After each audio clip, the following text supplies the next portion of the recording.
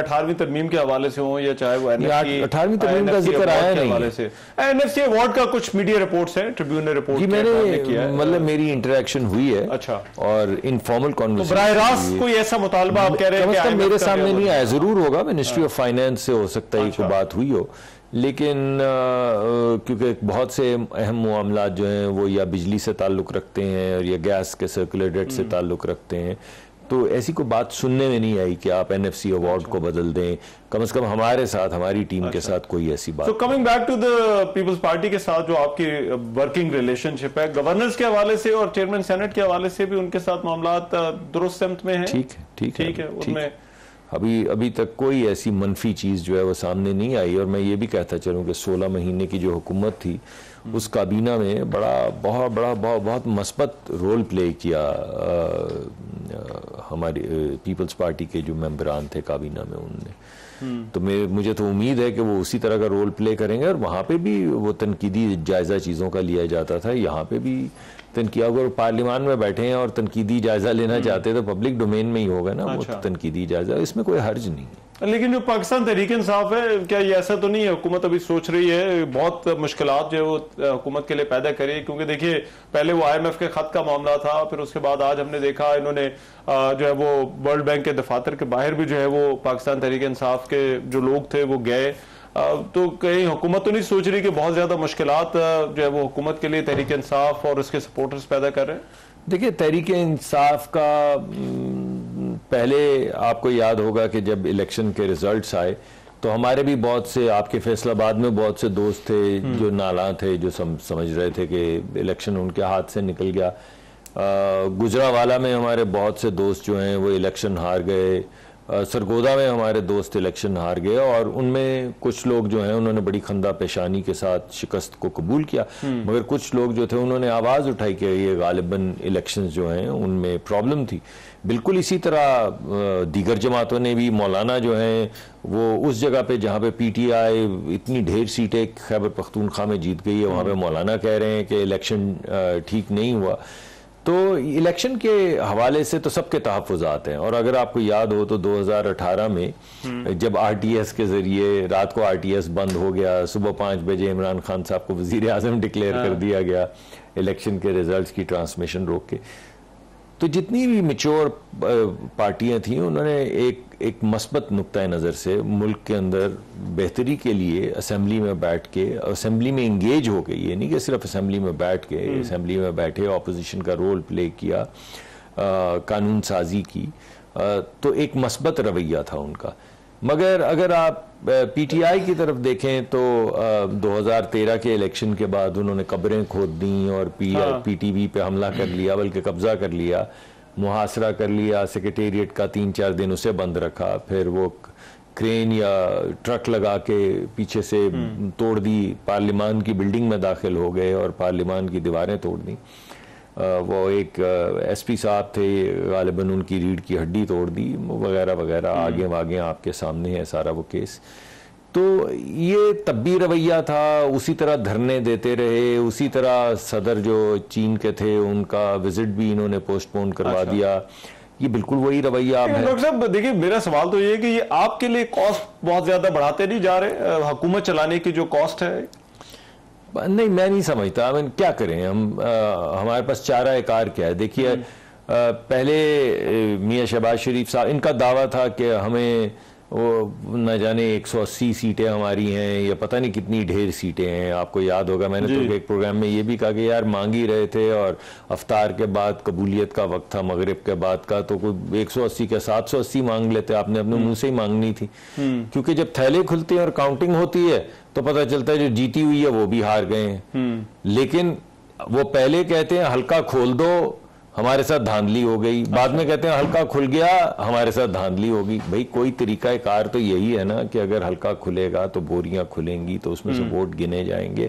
बुनियादी तौर पे मैं क्या कह रहा हूं, बुनियादी तौर पे मैं ये कह रहा हूं कि जब मियां शहबाज शरीफ साहब ने इनको दावत दी कि आप हुकूमत बना लें, तो हुकूमत बना लेते। अगर हुकूमत बना ली होती तो आज ये सारा कुछ इनकी डायरेक्ट सुपरविजन में हो रहा होता और ये जो लेदे हो रही है खत्म हो जाती। लेकिन क्योंकि मकसद एक आईनी बहरान पैदा करना था कि अगर वो हुकूमत नहीं बनाते और हम भी हुकूमत नहीं बनाते, जो वो कह रहे थे कि आपको भी नहीं बनाने देंगे और हमने भी नहीं बनानी, तो फिर हम पूछते थे फिर क्या होगा, तो उसका कोई जवाब नहीं था। जवाब इस वजह से नहीं था कि उसका जवाब यह है कि मुल्क में एक आईनी बहरान आ जाए, केयर टेकर एक नई बने, मुल्क के अंदर ये जो जमहूरियत का सफर है ये दोबारा से डीरेल हो जाए।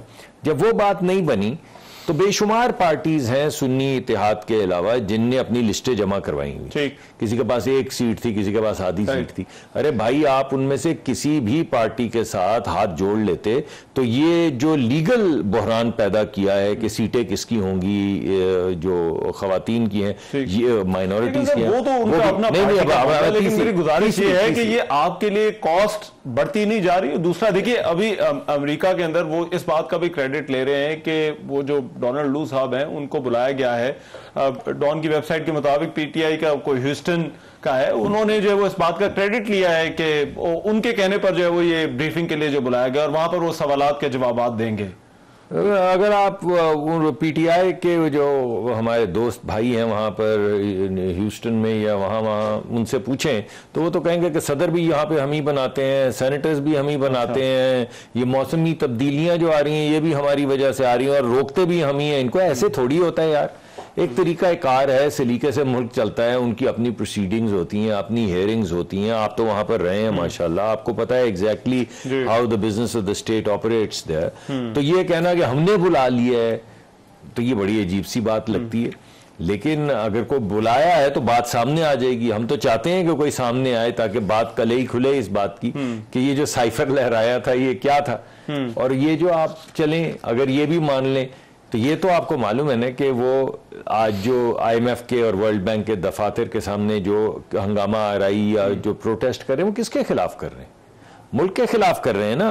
वो ये तो नहीं कह रहे कि पाकिस्तान की हुकूमत को हट गई है, वो तो ये कह रहे हैं कि मुल्क दिवालिया हो जाए। ये कह रहे हैं, खत में भी यही लिखा कि मुल्क दिवालिया हो जाए। और जो मैं आपको पहले पूरी कतार में ये सारी बातें बता रहा था वो बता भी इसलिए रहा था कि जब आईनी बहरान से मुल्क का खाना खराब नहीं हुआ और ये जो उन्होंने लीगल बहरान पैदा किया उससे मुल्क का खाना खराब नहीं हुआ तो अब मुआशी कहेंगे इसको लिंक कर दें, चाहे वो IMF वाला मामला है या कोई और भाई लिंक कर दें, इसको लिंक कर दें इंसानी हकूक से और इसको लिंक कर दें धांधली की तहकीकात से।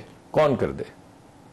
वो कह रहे हैं हुकूमत पर जोर देना ये इदारे। नहीं, कौन कर दे? यानी इस मुल्क को बरतानिया के, अमेरिका के या स्वीडन के आइन के तहत चलना है। आइन के अंदर एक तरीकाकार दिया हुआ है।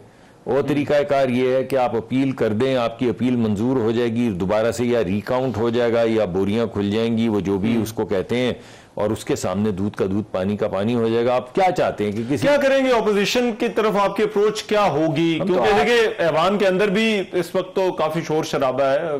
कुछ ये भी था कि पहले शायद आगाज है, हर आगाज में इस तरह की चीजें देखी जाती, लेकिन पीटीआई ये भी कह रही है हम एहतजाजी तहरीक भी चलाएंगे, ऐवान के बाहर भी चलाएंगे, सड़कों पर भी आएंगे। आज असद कैसर ने भी इस हवाले से बात की, तो क्या करेंगे? लेकिन साथ के साथ चीफ मिनिस्टर साहब भी तशरीफ लाए वजीर आजम से मिलने के लिए। उसके बाद उन्होंने बड़ी, सुनने में आया है जो लोग वहाँ मौजूद थे, बड़ी मस्बत कॉन्वर्सेशन हुई। उसके बाद उन्होंने एक बड़ी अच्छी प्रेस कॉन्फ्रेंस भी की एहसन इकबाल साहब के साथ। उसके बाद बैरिस्टर साहब, गौहर साहब जो पार्टी के चेयरमैन हैं, उन्होंने भी कहा कि हम डायलॉग के रास्ते खुले। तो मैं समझता हूं कि जहां पे ये तमाम चीजें हो रही हैं वहां पे कुछ चीजें मस्बत भी हो रही हैं। अच्छा।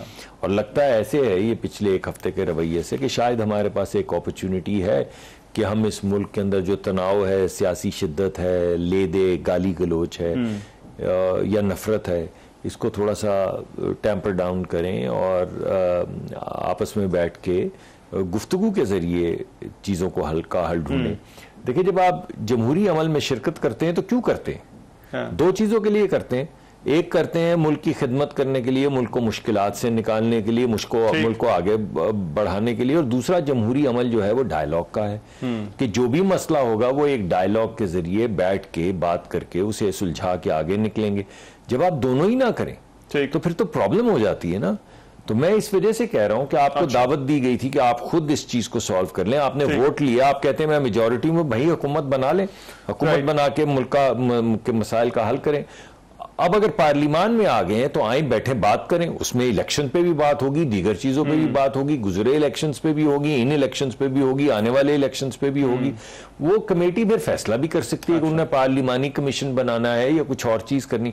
जब आप कहते हैं मैंने बात ही नहीं करनी तो प्रॉब्लम हो जाती। मगर ये पिछले 48 घंटे में या 72 घंटे में जो 2-3 चीजें हुई हैं, मैं तो इन्हें खुशाइन जानता हूं। आपको कुछ चीजें पॉजिटिव होती हुई देखिए, मुझे तो ये अमल आपको पॉजिटिव नहीं लगा कि वो तशरीफ लाए, और वो इतने दबंग आदमी है और सख्त बात करते हैं, मगर उनका तशरीफ लाना और उसके बाद उनका एक प्रेस कॉन्फ्रेंस करना। और मैं ये भी, मेरे गुमान से मैं सोचता हूं कि क्या वो इमरान खान की इजाजत के बगैर आ गए थे? ठीक, यानी ऑफ ऑल द पीपल उनको चूज किया गया सूबे की टॉप नॉच पोजीशन के लिए, तो क्या आप सोचते हैं कि वो इमरान खान की इजाजत के बगैर आ गए थे? और अगर इजाजत के साथ आए तो बहुत ही मस्बत बात है, और अगर इजाजत के बगैर आए तब भी मस्बत बात है। ठीक है, राइट। बहुत शुक्रिया डॉक्टर मुसद्दिक मलिक साहब हमारे साथ मौजूद थे। प्रोग्राम में एक ब्रेक शामिल करते साथ हैं, इस ब्रेक के बाद